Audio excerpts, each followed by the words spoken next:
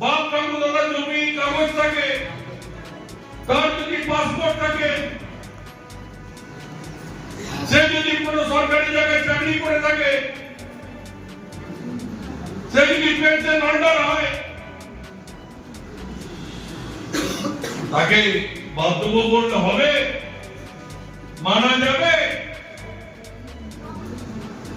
বাংলা থেকে তাই সেই আওয়াজ উঠেছে, একটা বৌদ্ধ ভোটার যদি বাদ যায়, দিল্লি থেকে লক্ষ লক্ষ লোককে নিয়ে গিয়ে দিল্লিকে কাঁপিয়ে দেব ডাক দিয়েছে অভিষেক বন্দ্যোপাধ্যায়, আমাদের প্রিয় সেনাপতি, আমাদের শ্রদ্ধ নেতা।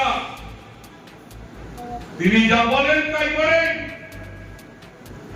আজকে 3 বছরের উপর হয়ে গেল বাংলার মানুষের পেটে লাথি মারা হয়েছে। আজকে 100 দিনের কাজ বন্ধ। এখানে হাত তুলুন তো, জব কার্ড কাদের ছিল, কারা কাজ করেছে বিগত দিনে? ভারতবর্ষের আইন আছে, সেখানে শুধু কোন গরিব মানুষের কথা নয়, বেকার ভারতবর্ষে যারা নাগরিক, পার্লামেন্টে আইন পাস হয়েছে, রাষ্ট্রপতি সেই আইনে সই করেছে। সই করে কি বলছে?